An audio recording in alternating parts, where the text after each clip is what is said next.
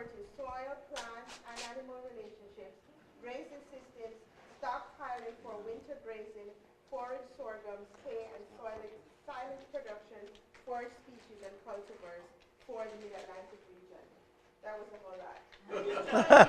In welcoming Dr. Chris.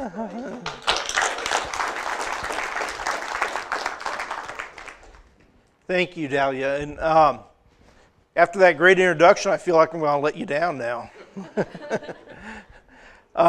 Dahlia asked me to come and talk a little bit about grazing systems for small ruminants. And I want to throw just a little bit of grazing management in too, because that's as important as the species that we choose as how we manage those species under grazing. And that can really be the difference between success and failure within a grazing system. Dahlia, could you turn the lights down just a little bit? So my contact information's on here, and it's good for a limited time because I'm going to be starting at the University of Kentucky on January 3rd. So, but listen, you're always welcome to call me even in Kentucky. I've been in the southern Piedmont here in Virginia for 16 years, so I know systems and forage is pretty good for this region, and you're always welcome to use me as a resource, even when I move to the University of Kentucky. All right, just a short introduction. If you have any questions, ask them as we go along. Don't hold them for the end because you'll forget them. Just ask them as we go along. Your questions are more important than what I have to say in my slides. So if you have questions as you go along, ask them. Things to remember when we talk about ruminants, whether they're large or small ruminants, you know, they're natural grazing animals. They co-evolved with grasslands, and they have a unique ability to digest plant fiber and turn that plant fiber into energy that it can use for growth and maintenance of that animal. And that's something that's really unique. It allows us to use land that's not good for cropping, but we can grow pastures on and get a meat or a fiber product out of that land area. So modern pastures are really a good source of high quality feed when they're well managed. They're an inexpensive source of high quality feed. They're much cheaper than using hay, which will cost you anywhere between 4 and 10 times as much depending on what hay you buy versus a unit of dry matter from a pasture. And they're also environmentally friendly. When we have good pastures, we have the right forage species, we have good grazing management, we're going to keep our soil in place and we're going to increase water infiltration. And that's really important as we go forward. We want to be good stewards of the land. So good grazing management, the correct forage species is going to allow us to reduce soil erosion and increase water infiltration in our pastures. So 2 primary topics I want to cover today. Those are plant growth and grazing management. We're going to spend just a little bit of time on that. And then we'll talk about forage species for grazing systems in the Mid-Atlantic region. Some species may fit where you're from, some may not. We're going to talk about some that are really good for this immediate area. But if you live in a county like Highland County or deep southwest Virginia, they may not be a good fit there. But we'll talk about species that are a good fit there also.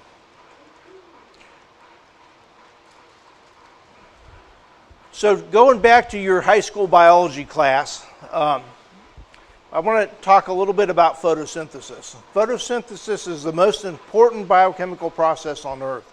Without photosynthesis, none of us would be sitting here today. So photosynthesis simply takes light energy from the sun and converts it into chemical energy that we can use. And we do this through this chemical equation. So we take carbon dioxide from the air, water from the soil, and we convert it into sugars, and an important byproduct for us is oxygen. And this all happens in the chloroplast of the plants, and that's a specialized cell in the plant, the chloroplast. And this whole process is driven by light energy from the sun. When we talk about forages, we have 2 major photosynthetic pathways. We have what we call our C3 pathway that we find in our cool season grasses, well adapted to carrying out photosynthesis at cooler temperatures like this morning. And that's what we find in species like tall fescue and orchard grass. We have very good growth with these cool season grasses in the spring and in the fall, but during the summer months when we get high temperatures, we tend to have a decreased rate of growth in our cool season grasses. And our warm season grasses have a C4 pathway, and they're much more efficient at carrying out photosynthesis at higher temperatures.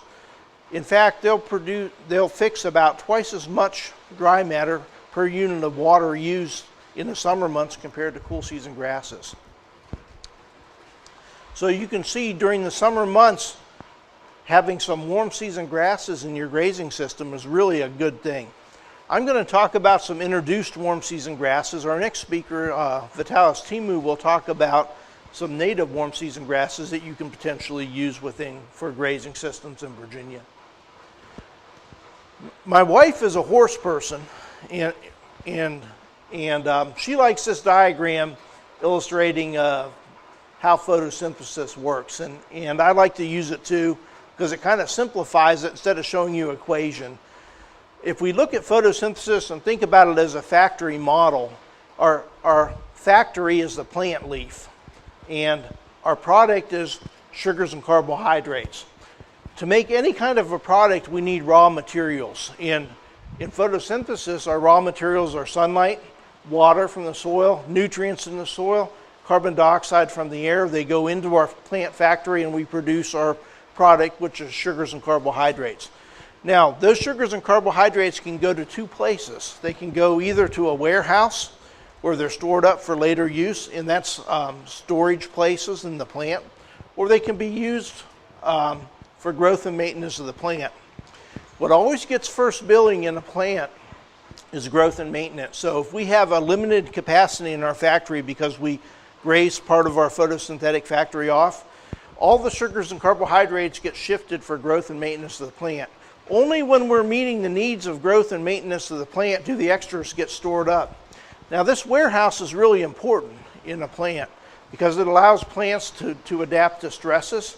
It allows plants to regrow after grazing events because they can mobilize those stored carbohydrates that are in the warehouse for growth and maintenance. It allows plants to come out of dormancy after winter. If we have a drought stress, it provides carbohydrates to survive during that drought stress or energy. So the warehouse is really important, and we'll talk more about that in a minute. So in this picture, this is my wife's horse.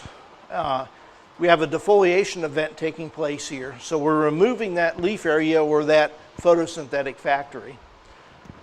So if we have adequate water and our nutrient levels are good in our soil, what do we need for regrowth of this plant after we defoliate it? Any ideas? There's no wrong answers. Sunlight, good. That sunlight is going to provide energy for regrowth, right? And anything we do in life requires energy. And plants are no different. They need energy to regrow after this defoliation event. And that energy comes from two places in plants. It comes from leaf area remaining, so that leaf area that's left after we graze that plant is going to capture sunlight and convert that sunlight into chemical energy in the form of sugars and carbohydrates that can be used for growth and maintenance of that plant. Or it comes from stored carbohydrates in that plant. And that's why it's important to keep those warehouse in that plant as full of carbohydrates as we possibly can, so that we've got a good energy source to regrow after grazing. So different plants store carbohydrates in different places. There's no right or wrong place to store them. And like, for example, if we look at orchard grass, which is a cool season grass that we like to use on pastures, it stores its carbohydrates in the base of the stem.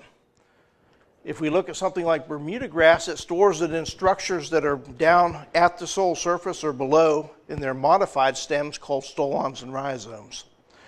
Now, does it matter where a plant stores carbohydrates? Not really, but it does impact how we manage that plant under grazing. So if we're storing carbohydrates in the stem base of that plant that's above the soil surface, what happens if we graze that plant too closely? So we don't only remove the leaf area or that photosynthetic factory, we also remove that stored carbohydrate that's in the base of that stem. So when our animals graze pastures really close, we're putting kind of the double whammy on those plants. We're removing its ability to capture sunlight by taking that leaf area away, and we're removing its warehouse or those stored carbohydrates. So that's a good reason that we want to leave some residual leaf area when we graze pastures. We don't want to graze down to the soil surface. We want to leave about, for our cool season grasses, about 3 to 4 inches of residual leaf area in a pasture. Something like Bermuda grass that stores its carbohydrates very close to the soil surface can handle a closer grazing height. That's why we'll see in pastures that are overgrazed, species like Bermuda grass will tend to dominate in those pastures because it's more resistant to close and frequent grazing. I like to use this example, and it's CHO stands for carbohydrates. It's carbohydrate cycling in alfalfa. Alfalfa is 100% dependent on stored carbohydrates for regrowth. And what that means is that when we cut an alfalfa field, anybody know what an alfalfa field looks like after we cut it? Is there a lot of leaf area left in that field? Mostly stems, right? But it regrows fairly fast. And that energy for regrowth is coming from somewhere in that plant. In alfalfa, being 100% dependent on stored carbohydrates, it stores its carbohydrates in this taproot of the plant. So after grazing, when you can graze alfalfa or cutting for hay, it starts to regrow. And as that plant regrows, you'll see this line here represents stored carbohydrates in the taproot of the plant. They decrease very quickly as that plant starts to regrow. At the point when that plant reaches 6 to 10 inches tall, the stored carbohydrates go back up. So what has happened is that this plant has regrown its photosynthetic factory.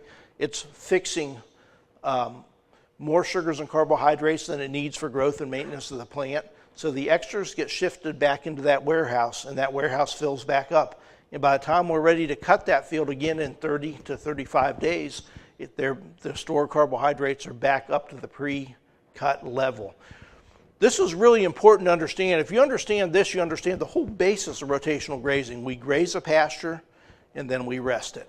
And when we rest that pasture, we give that plant time to regenerate that photosynthetic factory and time to fill that warehouse back up with stored carbohydrates.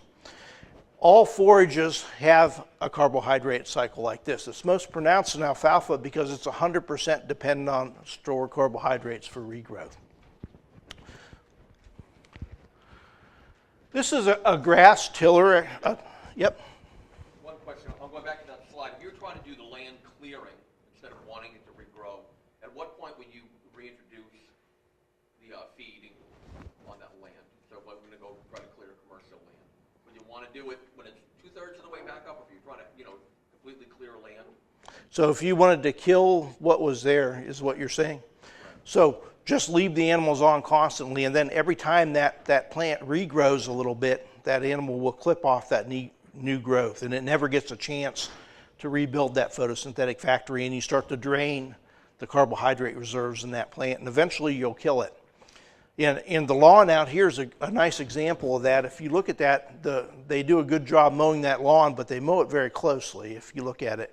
And so the species that are dominating there are things like Bermuda grass and crabgrass, which can handle lower defoliation.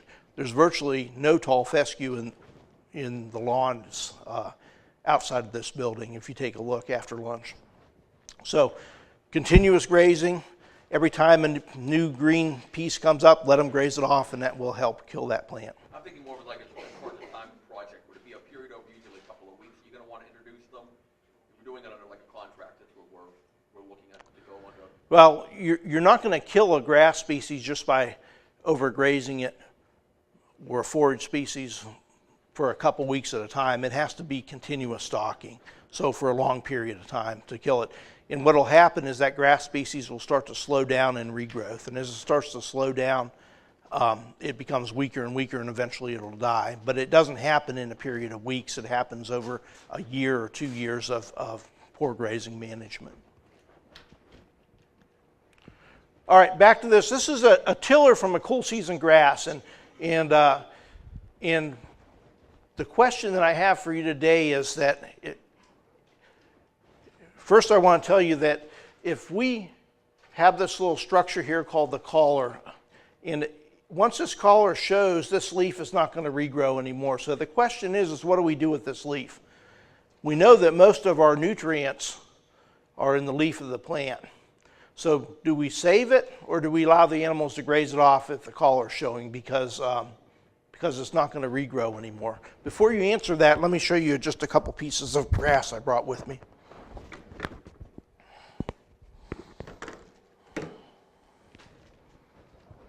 Okay. So this is the collar right here. So that means this leaf is not going to grow back if it's grazed off. So you can take a look and just pass it on here. So this is the collar. If this leaf is grazed off, it's not going to grow back. So think about what you want to do with that leaf. What kind of grass is it? This is tall fescue. So if this leaf is grazed off, it's not going to grow back. Even if you leave the leaf that's up? Yeah, this one is not going to grow back. Yeah, But this one will. this one will. Yeah, yeah. So this is the collar right here on the leaf. So if this leaf is grazed off, it's not going to regrow. Oh, I lost my leaf on that one. Here you go. So that's the collar right there. So I'm going to go back, just to pass your grass back as you go here. So that's the collar right here. So this leaf is not going to regrow if you graze it off. Now before you answer my question, tell me that leaf that's remaining, this one here, it's not a trick question, guys. What color is that? It's still green, right? It's not brown and senesced. So what's green tell us? So green tells us that there's still chlorophyll going on there, and that means there's still active photosynthesis taking place in this leaf. So if active photosynthesis is taking place in this leaf, but it's not growing and expanding, where do you think that energy is going to? Exactly. So it's going back into this plant, and it's helping fuel growth of that new leaf that you see coming out that hasn't fully emerged yet. So the answer to the question is that we always want to leave some leaf area in pastures. This is really, really important because that leaf area is like a photosynthetic panel. It's capturing that sunlight, and that energy is going back to fuel the growth of that new leaf that's coming out of that center of that leaf sheath. So, all right, is there any questions? So take a look at that plant as you pass it around. One of the things that we don't do a good enough job talking about is what happens when we graze a plant underground. Because we're not only impacting the top of the plant, but we're impacting the bottom of the plant.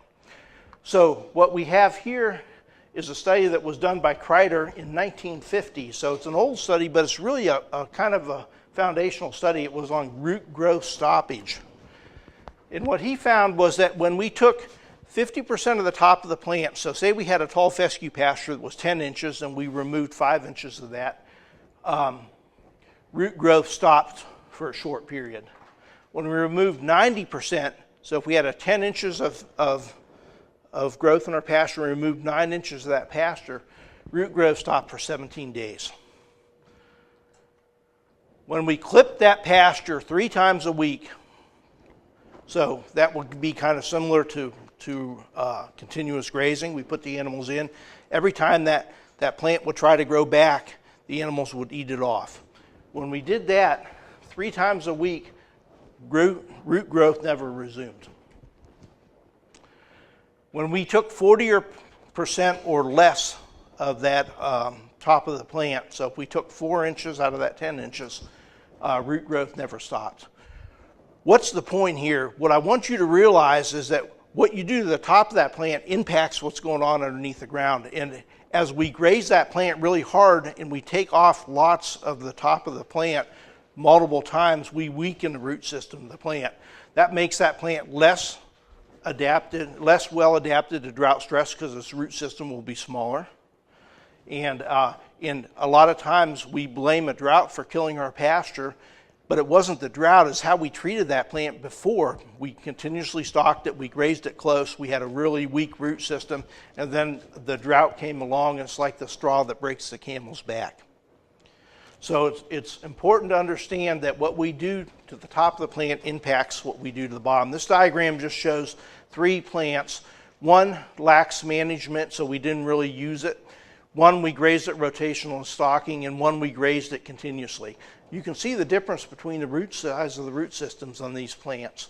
So where we graze it rotationally and we give it a chance to rest between grazing events, we have a nice healthy root system. Where we graze it continuously, we have a much smaller root system, making this plant much more susceptible to drought stress in the summertime. Does that also apply to Johnson grass and the size of its roots? It does. In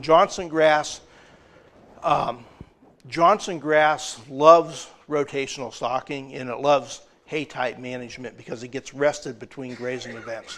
And that makes it very vigorous. And we'll see one place that we don't find Johnson grass is in a continuously stocked pasture because it's very palatable and the animals eat it off repeatedly and they eventually will kill that plant. Where we find it very much so is in under hay management in hay fields because we cut it, we rest it for 30 days or 40 days between hay cuttings and it comes back strong. It likes that kind of rotational stocking or rotational management with the rest period. So this is just a nice diagram to kind of tie all these concepts together. And we're going to take, for example, orchard grass here. And this is a nice cool season grass. If we cut it fairly low, under 2 inches, how much leaf area do we have left on that plant? Not very much. So we took away its ability to capture sunlight. Where does orchard grass store its carbohydrates? The lower stem base, right? So when we graze it close, we not only take away its ability to capture that sunlight, but we take away its stored carbohydrates. So this plant is not going to do well under close and frequent defoliation. That doesn't mean we can't use it in pastures. It means we have to manage it a little bit different. We can't graze it as close, and we've got to rest it between grazing events. Something like Bermuda grass has a lot of leaf area close to the soil surface. It stores its carbohydrates in these structures called stolons and rhizomes, which are at or below the soil surface. So even when we graze it close, it does well underneath that type of management. And Bermuda grass is adapted to this area of the state. So it does well under that close and frequent defoliation. So let's change gears a little bit and talk about some forage options for the Mid-Atlantic region. When we think about selecting forage species, there's always characteristics that we like to look for. Number 1 on my list is regionally adapted. I know that sounds silly, but a forage species has to be adapted to where you're trying to grow it at. If you don't get an adapted forage species, chances of you being successful with it are pretty slim. And I've seen this happen. I've seen people move down from Pennsylvania or Ohio and they bring along their animals and they bring along their forage species with them that they like to use in the grazing system. And a lot of times those forage species do not persist here because we're in a different climate. So it's very, very important that we choose something that's regionally adapted. And you don't need to go to a lecture to figure that out. Walk outside, look at the road ditch, look in your pasture. The good Lord's going to tell you what's adapted here. And we can fight Mother Nature, but most of the time we don't win when we fight Mother Nature. And we want to be adapted to your soils. A good example is alfalfa. Alfalfa is a great forage species, can be grazed or hayed, but it's not adapted to all soils. It likes deep, well-drained, fertile soils. So we need to match the forage species to the soils. We want it to have a good yield, a good nutrient value, but probably even more important is drought and heat tolerance. We want something that's going to be persistent in our pastures. We can have some pretty extreme summers in Virginia.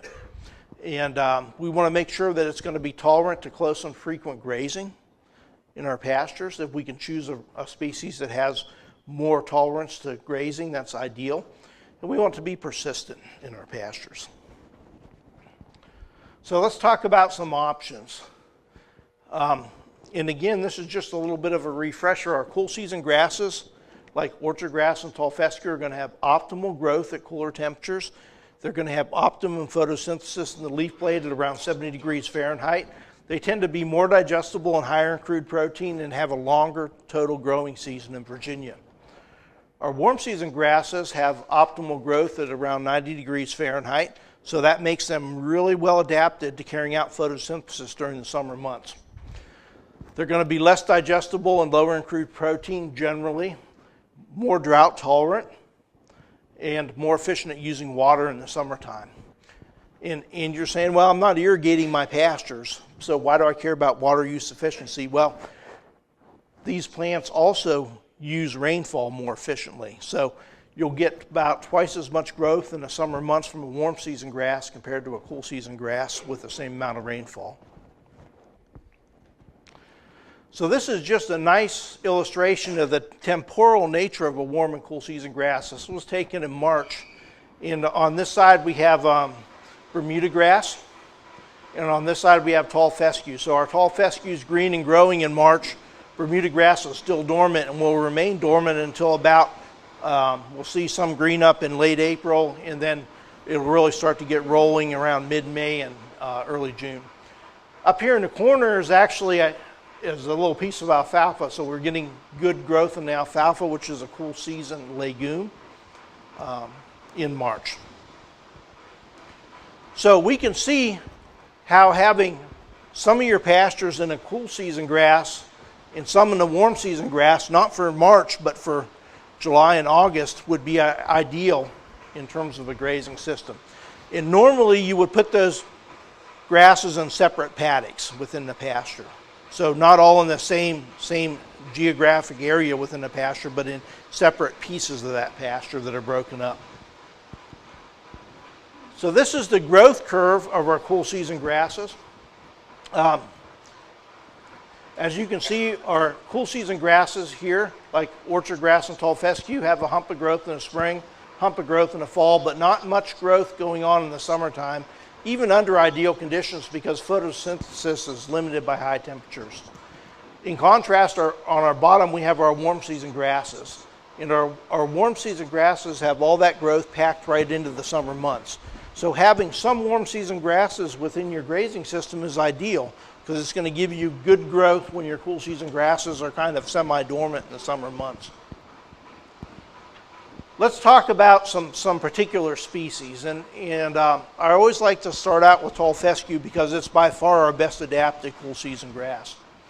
And it's got its problems and it's got its good characteristics too. We often view it as a curse in grazing systems because it has what we call the endophyte within that grass. That's a fungus that lives inside that plant in between the cells, and that fungus produces a toxic compound called ergovaline. And that ergovaline can cause poor growth and other maladies in ruminant livestock. More work has been done with cattle than with small ruminants, and we really need to look closer at small ruminant production and how it's impacted by the toxins in tall fescue. But although we often view it as a curse, it can be a blessing in our grazing systems if we use it correctly. And that means looking at things like soil fertility, managing for legumes within that tall fescue stand like clover, incorporating novel endophyte tall fescue that we'll talk about in a minute. That does not produce those toxins that cause poor animal performance. And then using, probably its strongest attribute is stockpiling for winter grazing. And this is a great way to reduce how much hay you have to feed during the winter months. We'll talk more about that. So stockpiling is simply allowing forage growth to accumulate and using it at another time. And this is our best option for extending grazing in Virginia. What we want to do is protect pastures that we want to stockpile. That means we don't want to graze them in late summer, especially overgraze them in late summer. And we want to take the animals off in late August and then allow that growth to accumulate in September, October, and November. And then we can start to graze that in December, January, February, depending on how much stockpile we have.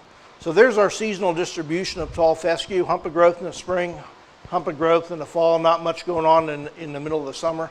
All stockpiling is simply allowing that hump of growth to accumulate in late fall, deferring grazing and then you can graze it during November, December, and January, and even into February in some years. So I have a question about Yep. specifically ruminants and the earthing problems that come from the endophyte of tall fescue. Right. You're basically having them graze during that endophyte period or not? Because I've run into So the endophyte question is a whole talk in itself, but there are times of year that the endophyte is, the toxins in tall fescue are at higher concentrations. They're at extremely high concentrations in the seed head, so we want to avoid grazing seed heads. So we want to make sure we clip our pastures in spring to remove the seed heads. They can be high in the fall when the growth is vegetative and it's really growing fast in November and even into December. They drop off pretty quickly in January as that plant stops growing. So if you can defer grazing on stockpile until January 1st, then problems associated with the toxins in tall fescue should be less. And then again, we want to incorporate clover into tall fescue pastures to help dilute those toxins also. All right, so this is a picture of stockpiled tall fescue December 25th. Not in Virginia. This is in Northeast Ohio at my dad's farm. So if he can stockpile tall fescue in cool season grasses in Northeast Ohio, we can certainly do it in Virginia, and that's a great way to extend our grazing season.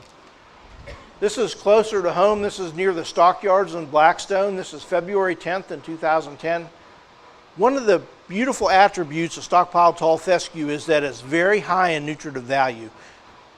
In most cases, higher than most of the hay that we make. And this is 16% crude protein and 60% TDN, which should come close to meeting the nutritional requirements of a brood cow with a lactating calf by her side. And probably most small ruminants, maybe a little bit low in energy, depending on the stage of production of the small ruminant. But it's amazing when you look underneath the snow in February and see how green that forage actually is. I want to change gears a little bit and talk about the novel endophyte in tall fescue. And this is kind of the latest chapter in this whole tall fescue story. So what researchers did was they removed the toxic endophyte and they inserted another endophyte that they found in another part of the world into this grass. It's all done with traditional plant breeding, so it's not a genetically modified organism. And that endophyte gives that plant increased vigor like the toxic endophyte, but it doesn't produce those toxins associated with tall fescue toxicosis. So this is really the answer. If you're worried about problems associated with tall fescue and birthing problems with small ruminants or even production and growth problems, then this novel endophyte is really the answer to that problem. It requires a higher level of management. Why do I say that? I say that not because it's a weaker plant, but because the animals don't feel bad when they're grazing it in the summertime. So animals that will actually feel sick in the summertime and run a low-grade fever when they're grazing tall fescue infected with the toxic endophyte. And that causes them not to graze that pasture as hard. Because there's no negative feedback from the novel endophyte, we have to help them make the decision not to graze that pasture as tight. And that's what we do with rotational grazing.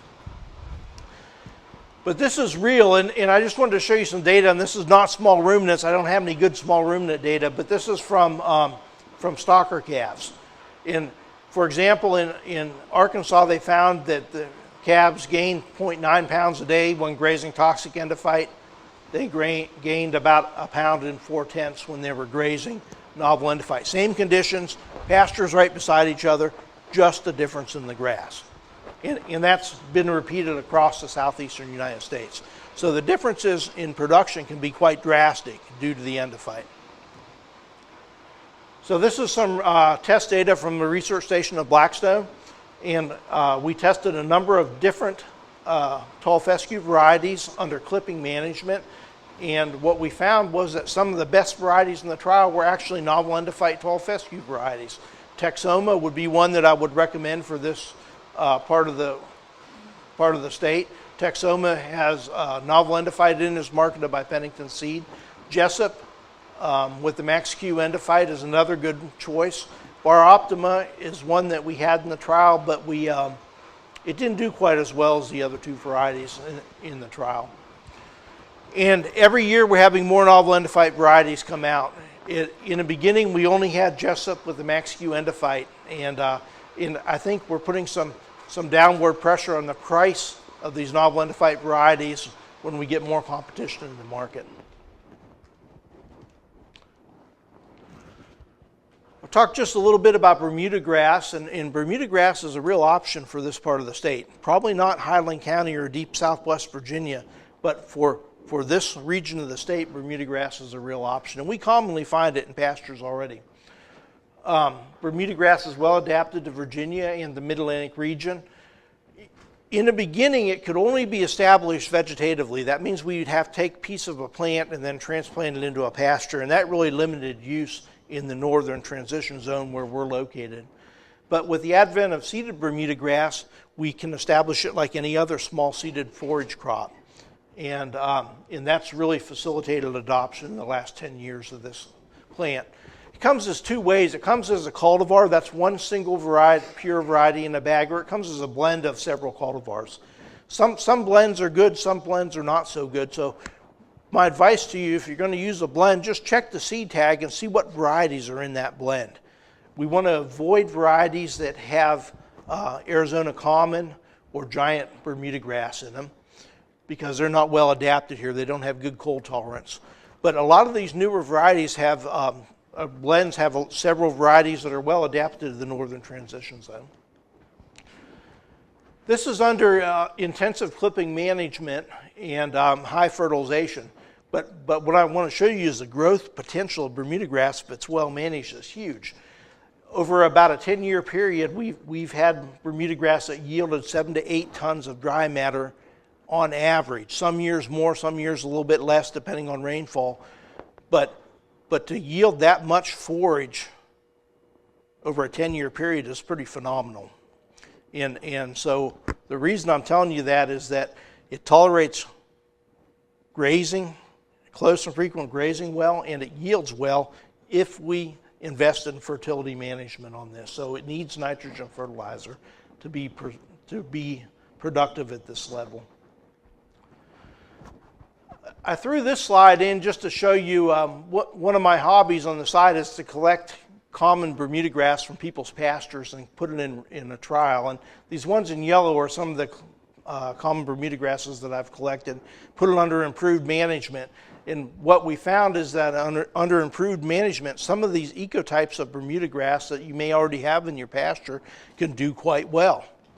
And this selection was from the research station in Blackstone. This selection was from Southampton County at the county jail. I called it jailbreak. This was from Powhatan. Copeland was from a farm in Powhatan. And they didn't yield quite as much as the sprig varieties, but they weren't far off. And if you already have them, then maybe all you need to do is start to manage for those Bermuda grass that's already in your pastures. All right, I want to talk just a little bit about annual forages and grazing systems. And annual means that we have to establish it from seed every year. So that's not something that perenniates or comes back from root. It has to be established from seed each year. And they have advantages and disadvantages. The big advantages include fast germination and emergence, rapid growth, high productivity, and good quality.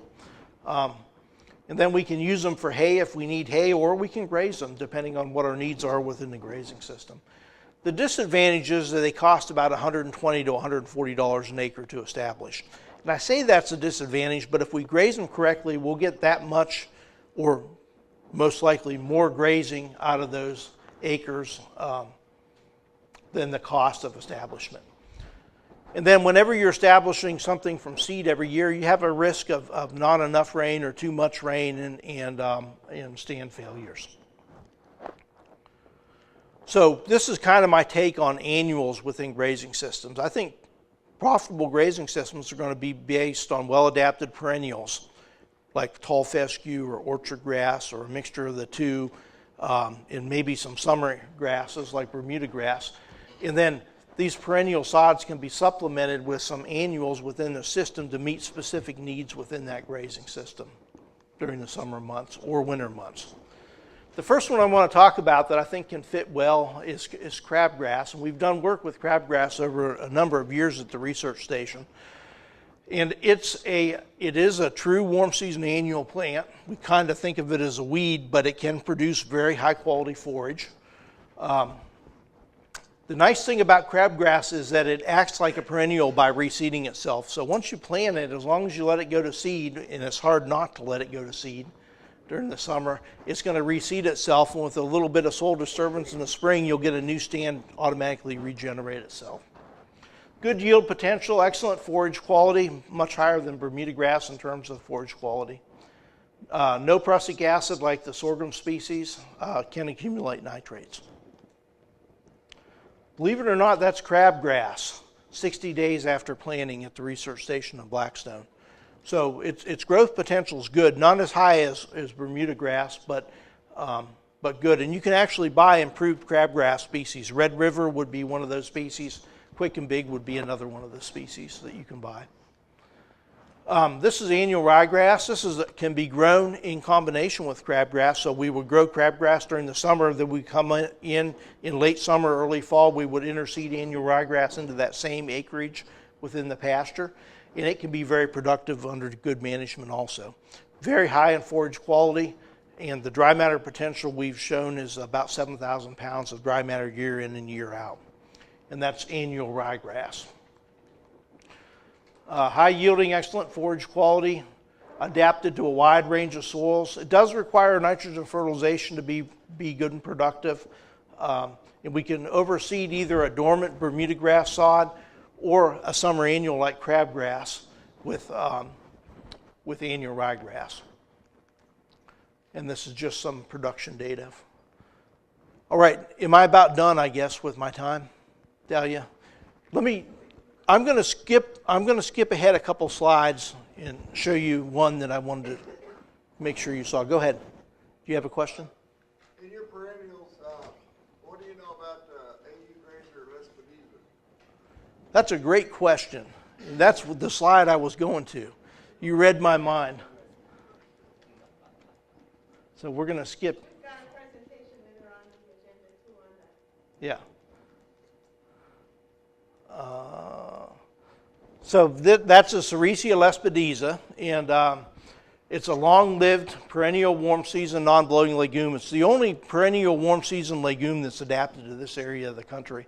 It's well adapted to the Mid-Atlantic region, very drought tolerant in grazing systems. Tolerant of acid soils and tolerant of low fertility, and I put a question mark behind those because I'm going to show you a slide in a minute that kind of shows that with some improved soil fertility it can be much more productive. So there's newer cultivars available. Actually, you can only buy one name cultivar, and that's AU Grazer from Sims Brothers Seeds. And it's kind of medium in tannin level, and it has been selected under grazing at Auburn University, so it's more to grazing tolerant. Even so, Sericea lespedeza really needs to be grazed rotationally within the system. So you don't want to put your animals in there and leave them in there all summer long. You want to graze it and then move them on to another pasture and give it some time to rest and regrow. It kind of has a carbohydrate cycle similar to alfalfa. So, real quick, this is 3 years of data. This is where we took a piece of new land from timber. So it was very, very low in soil fertility, a pH of around 4.8, essentially no phosphorus in the soil.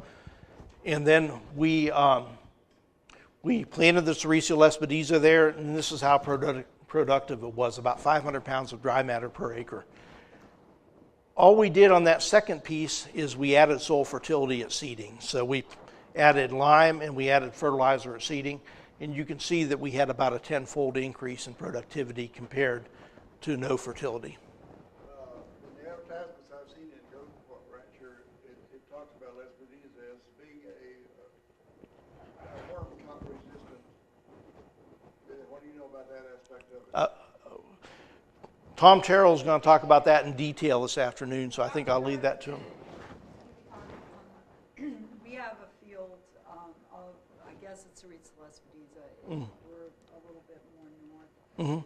But typically, I have hair sheep and they don't like it until the fall, late fall. They'll eat it, but they'll almost starve rather than eat it in the summer. Okay, I don't know if you've heard that before, but that's... I've seen that before. So one of the challenges with Sericea lespedeza, we talk about it like it's a miracle forage, but it's not real tasty. And that can be a challenge to get animals to eat Sericea lespedeza. One way to help that with that management is never let it get above your knees. And that'll keep the palatability up a little bit. When it gets up to about 3 foot tall, and it will in pastures, it's really unpalatable for many animals. There's also a way you can help introduce new forages to animals, and Kathy Voth has a kind of a method for training animals to try new forages, and that may be something that you can do to help get your animals initially started eating Sericea lespedeza.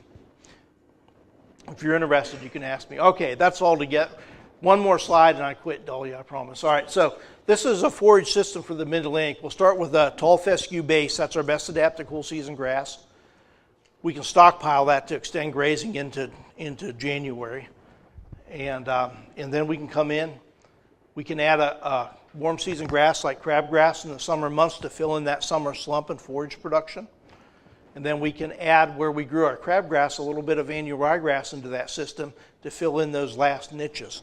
The point I want to make is that we've got a tremendous amount of forages that we can use in grazing systems in Virginia, and it's up to us to kind of put them together into a system where we can really extend grazing and limit the amount of conserved forage that we need in our grazing systems. All right, thank you, and I'll be around until lunchtime, so if you have any questions, just catch me on a break. Okay.